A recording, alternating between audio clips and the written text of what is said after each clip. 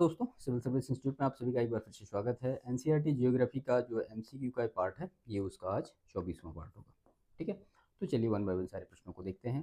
इसमें जो सबसे पहला प्रश्न दिया गया है कि महासागरीय धाराओं के संदर्भ में निम्नलिखित कथनों पर विचार करें।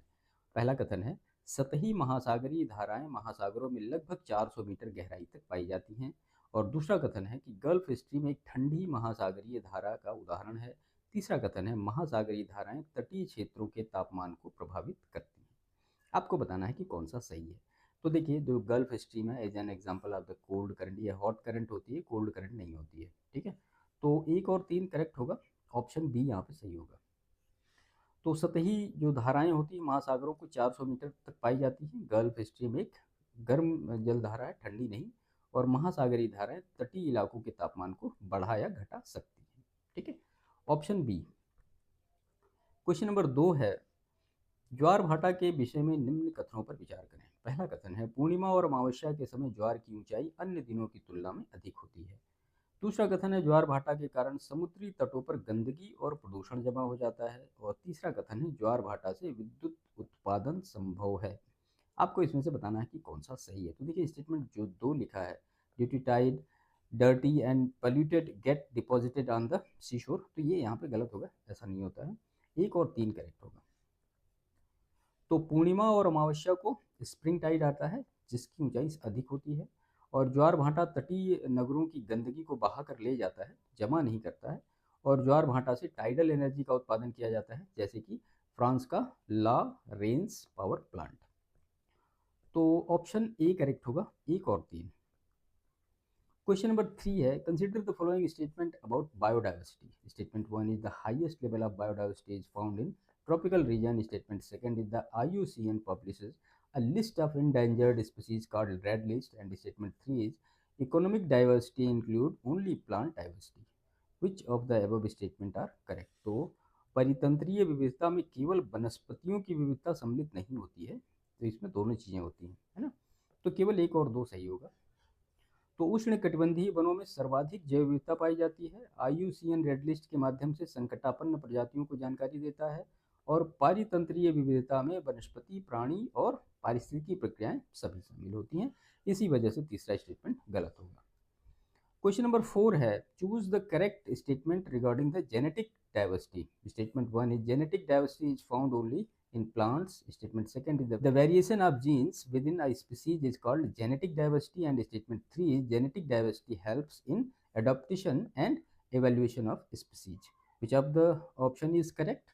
तो अनुवांशिकी विविधता केवल पौधों में नहीं, दोनों जगह पाई जाती है। इस वजह से केवल यहाँ पे पहला गलत होगा, दो और तीन करेक्ट होगा। तो अनुवांशिकी विविधता पौधों और जानवरों दोनों में पाई जाती है। और एक ही प्रजाति में अलग अलग जीन की उपस्थिति जेनेटिक डाइवर्सिटी कहलाती है। अनुवांशिकी विविधता प्रजाति के पर्यावरणीय परिवर्तन के अनुकूल रहने में सहायक होती है। इस वजह से बी करेक्ट होगा। क्वेश्चन नंबर 5 है, महासागरीय धाराओं की उत्पत्ति के कारण के संदर्भ में निम्नलिखित में से कौन सा कथन सही है। पहला कथन है, महासागरीय धाराओं की दिशा व गति केवल पृथ्वी के गुरुत्वाकर्षण बल के कारण ही निर्धारित होती है। दूसरा कथन है, महासागरीय धाराओं की उत्पत्ति तापमान, खारापन, घनत्व और पवने जैसे कई कारकों से होती है। और तीसरा कथन है, तटीय रेखा का आकार महासागरीय धाराओं की दिशा को प्रभावित करता है। कौन सा इसमें से कई कथन सही है? तो जो direction of the speed of ocean currents are determined only by the gravitational force of the earth, ऐसा नहीं होता है। केवल गुरुत्वाकर्षण बल के कारण निर्धारित नहीं होता, उसमें बहुत सारे फैक्टर्स होते हैं। So option C is correct, only 2 and 3। तो केवल गुरुत्वाकर्षण बल महासागरीय धाराओं की दिशा और गति का एकमात्र कारण नहीं है। तापमान, खारापन और घनत्व, वायुदाब, पवने आदि इसका मुख्य कारण है। और तट की आकृति महासागरीय धारा की दिशा को मोड़ सकती है। इसी वजह से केवल दो और तीन सही होगा। क्वेश्चन नंबर 6 है, ज्वारीय धाराओं के संदर्भ में निम्नलिखित में से कौन सा कथन सही है। तो ज्वारीय धारा केवल महासागरों के खुले भागों में पाई जाती है। ज्वारीय धारा का निर्माण तब होता है जब खाड़ी समुद्र से जुड़ी होती है और ज्वार भाटा के साथ जल का आवागमन होता है। ज्वारीय धाराएं महासागरों में केवल पूर्णिमा को बनती है। कौन सा सही है? तो जो टाइडल करंट होता है वो formed when a bay is connected to the sea and water moves within the tides. ये स्टेटमेंट गलत है, बाकी एक और तीन करेक्ट होगा। तो ज्वारीय धाराएं मुख्यतः खाड़ियों और तंग समुद्री प्रवेश द्वारों के पर पाई जाती हैं। खाड़ी के पतले मुहाने से ज्वार के समय पानी अंदर और भाटा के समय पानी बाहर जाता है, और ज्वारी धाराएं प्रतिदिन 2 बार बनती हैं, न कि केवल पूर्णिमा को। सो 1 और 3 सही होगा। क्वेश्चन नंबर 7 है, consider the following statement with reference to biodiversity hotspot.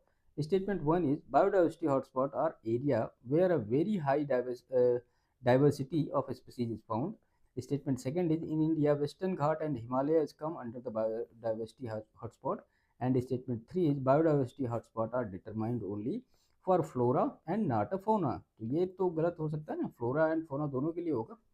तो यहाँ पे जो सही होगा 1 और 2 केवल। तो हॉटस्पॉट वे क्षेत्र हैं जहां उच्च प्रजातीय विविधता होती है, और भारत में पश्चिमी घाट, हिमालय, सुंदरवन, इंडो बर्मा क्षेत्र प्रमुख जैव विविधता के हॉटस्पॉट हैं, और हॉटस्पॉट वनस्पति और जीव जंतु दोनों के लिए निर्धारित किए जाते हैं। इसी वजह से ऑप्शन ए करेक्ट होगा।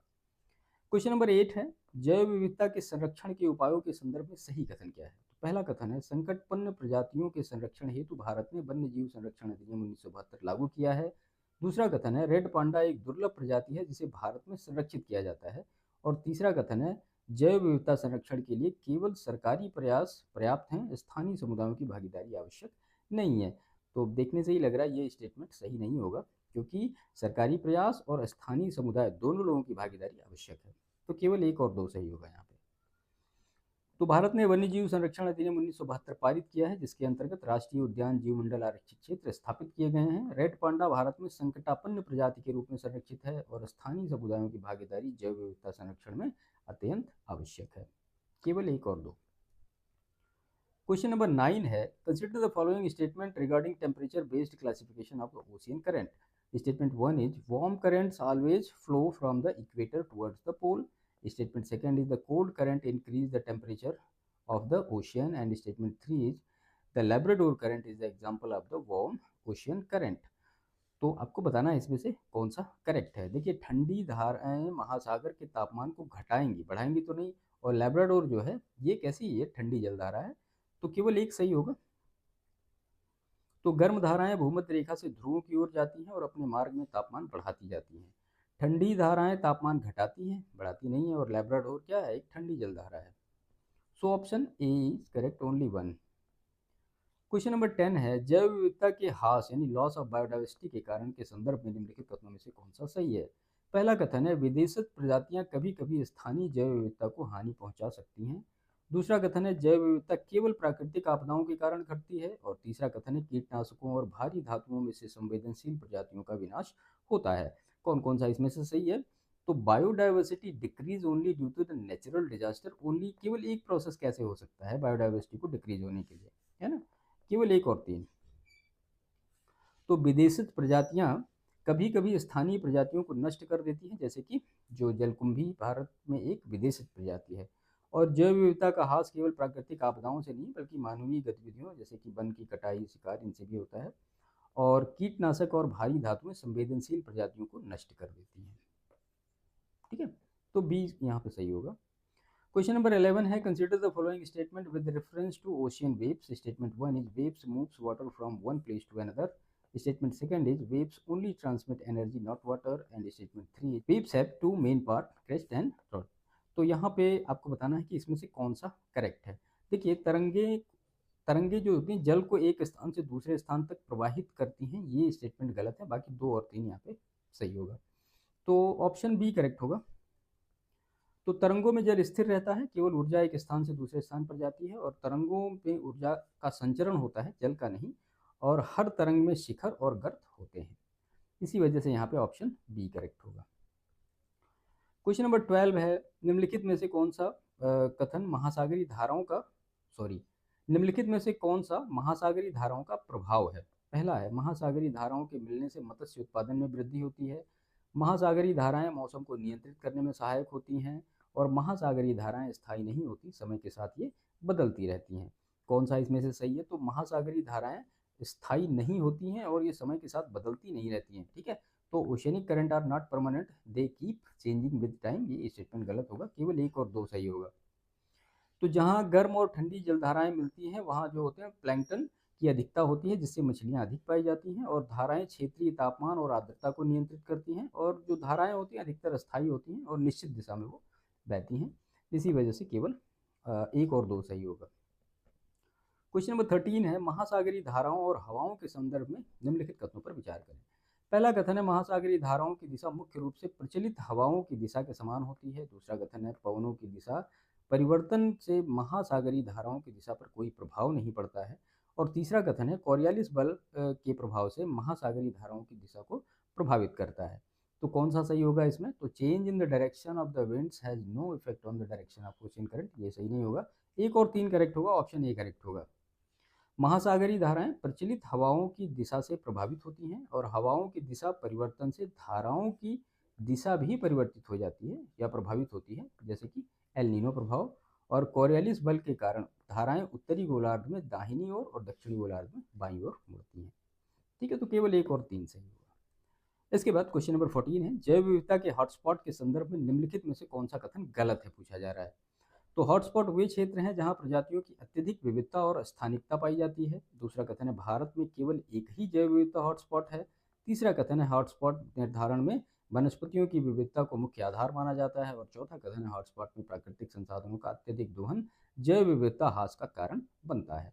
अब भारत में एक ही जैव विविधता हॉटस्पॉट है, ये स्टेटमेंट सीधा सीधा गलत है, बाकी और तीनों सही हैं। तो भारत में 4 प्रमुख जैव विविधता हॉटस्पॉट हैं, कौन कौन? हिमालय, पश्चिमी घाट, इंडो बर्मा क्षेत्र और सुंदरलैंड। ठीक है, क्वेश्चन नंबर 15 देखते हैं। तो महासागरीय धाराओं के प्रभाव के संदर्भ में निम्नलिखित कथनों पर विचार करें। पहला कथन है, महासागरीय धाराएं समुद्री जल में लवणता को प्रभावित नहीं करती हैं। दूसरा कथन है, महासागरीय धाराएं नदियों के डेल्टा निर्माण में सहायता करती हैं। तीसरा कथन है, महासागरीय धाराओं के कारण कोहरे की स्थिति बन सकती है। तो महासागरीय धाराओं के कारण कोहरे की स्थिति तो बन सकती है, बाकी महासागरीय धाराएं नदियों में डेल्टा निर्माण में सहायक बिल्कुल नहीं होती हैं, और इसमें लवणता को ये प्रभावित करती हैं। तो 1 और 2 दोनों गलत होंगे, केवल 3 सही होगा। तो धाराएं तापमान, लवणता और घनत्व को प्रभावित करती हैं। धाराएं नदियों के डेल्टा निर्माण में सीधे सहायक नहीं होती, यह कार्य नदियों का होता है। ठंडी और गर्म धाराओं के मिलने से फॉग की स्थिति बनती है, जैसे कि कैनारी और गल्फ स्ट्रीम के मिलने से। इसी वजह से केवल 3 सही होगा। क्वेश्चन नंबर 16 है, निम्नलिखित में से जैव विविधता संरक्षण के इन सीटू विधियों का उदाहरण कौन सा है? तो राष्ट्रीय उद्यान, जैव मंडल आरक्षित क्षेत्र, जीन बैंक और अभ्यारण्य। आपको बताना है इसमें से कौन सा सही है। देखिए, जो जीन बैंक है ये इन सीटू नहीं है, ये एक्स सीटू है। ठीक है, क्योंकि इसको अलग किया जाता है। बाकी ये तीनों सही हैं, 1, 2, 4 करेक्ट होगा। तो इन सीटू संरक्षण में प्रजातियों को उनके प्राकृतिक आवास में ही संरक्षित किया जाता है, जैसे राष्ट्रीय उद्यान, अभ्यारण्य, बायोस्फीयर रिजर्व। और एक्स सीटू में संरक्षण में प्रजातियों को उनके प्राकृतिक आवास से बाहर संरक्षित किया जाता है, जैसे कि जीन बैंक और चिड़ियाघर। तो दोनों चीजें आपको क्लियर हो होंगी। इसी वजह से ऑप्शन ए करेक्ट होगा, तीसरा यहाँ पर नहीं होगा। क्वेश्चन नंबर 17 है, महासागरीय धाराओं के दिशा निर्धारण के लिए निम्नलिखित में से कौन सा कारक जिम्मेदार है? पृथ्वी का घूर्णन, तापमान और घनत्व में अंतर, महाद्वीपों के आकार और तटरेखाओं की आकृति, चंद्रमा के गुरुत्वाकर्षण बल। तो इसमें से चंद्रमा का गुरुत्वाकर्षण बल मैटर नहीं करता, बाकी ये तीनों मैटर करती हैं। ठीक है, तो पृथ्वी का घूर्णन जो है कोरियालिस प्रभाव के कारण महासागरीय धाराओं की दिशा को प्रभावित करता है। तापमान और घनत्व में अंतर गर्म और ठंडी धाराओं का निर्माण करता है। तटरेखा का आकार धाराओं की दिशा को मोड़ देता है, और चंद्रमा का गुरुत्व बल ज्वार भाटा को प्रभावित करता है। धाराओं से इसका कोई लेना देना नहीं है। क्वेश्चन नंबर 18 है, निम्नलिखित में से कौन से महासागरीय धाराओं के मिलने वाले क्षेत्र प्रमुख मत्स्य पालन क्षेत्रों के रूप में जाने जाते हैं? कैनारी और गल्फ स्ट्रीम, कुरेशियो और आयोशियो, अगुलहास और ब्राजील, लेब्राडोर और नॉर्थ अटलांटिक ड्रिफ्ट। तो इसमें से कौन कौन सा सही होगा? तो देखिए, अगुलहास और ब्राजील को छोड़ दीजिए, बाकी 1, 2, 4 ये करेक्ट हैं। तो जहां ठंडी और गर्म धाराएं मिलती हैं वहां प्लैंकटन में वृद्धि होती है, जिससे मछलियों का भंडार अधिक होता है। जैसे कैनारी और गल्फ स्ट्रीम उत्तरी अटलांटिक, क्यूरेशियो और आयोशियो ये जापान तट, लेब्राडोर और नॉर्थ अटलांटिक ड्रिफ्ट ये न्यूफाउंडलैंड तट, अगुलहास और ब्राजील दोनों गर्म जल धाराएं हैं, इनके मिलने से उतना मत्स्य लाभ नहीं होगा। तो यहाँ पे सारी चीजें आपको क्लियर हुई होंगी, तीसरा गलत क्यों हुआ। क्वेश्चन नंबर 19 है, जैव विविधता ह्रास के प्रमुख कारणों में कौन से शामिल हैं? प्राकृतिक आवासों का विनाश, कीटनाशक और रसायनों का अत्यधिक प्रयोग, विदेशी प्रजातियों का आगमन, कृषि क्षेत्र का विस्तार। तो इसमें से चारों ही करेक्ट हैं। आवास विनाश तो मुख्य कारण वनों की कटाई, और रसायन में जल मिट्टी में विषाक्तता प्रजातियों का विनाश, और विदेशी प्रजातियों में स्थानिक प्रजातियों को प्रतिस्पर्धा में पीछे छोड़ती हैं जैसे कि नीलगिरी, और कृषि विस्तार में प्राकृतिक परितंत्र का नाश होता है। तो यहाँ पे all of the above. Last question है, तो जैव विविधता के संरक्षण हेतु भारत में कौन से कानूनी उपाय किए गए हैं? वन्य जीव संरक्षण अधिनियम 1972, पर्यावरण संरक्षण अधिनियम 1986, राष्ट्रीय जैव विविधता अधिनियम 2002, अंतर्राष्ट्रीय व्यापार साइट्स समझौता 1973 का अनुसरण। तो ये चारों ही बिल्कुल करेक्ट मैच है। वन्य जीव संरक्षण अधिनियम 1972, राष्ट्रीय उद्यान अभ्यारण्य संरक्षण, पर्यावरण संरक्षण अधिनियम 1986, पर्यावरण सुरक्षा का कानूनी ढांचा, और राष्ट्रीय जैव विविधता अधिनियम 2002, जैव विविधता प्रबंधन का अधिकार, और साइट्स जिसको कि हम कहते हैं convention on international trade in endangered species, Bharat भी इसका क्या है, मेंबर है। ठीक है, तो इसी वजह से यहाँ पे चारों करेक्ट होंगे। तो ये 20 क्वेश्चन की जो एक सीरीज थी यहाँ पे फिनिश होती है। सेशन समाप्त करते हैं। वीडियो अच्छा लगा हो तो इसको लाइक जरूर करिएगा, चैनल को सब्सक्राइब करिएगा, दूसरों को शेयर करिएगा। मिलते हैं नेक्स्ट सेशन में, तब तक के लिए थैंक यू।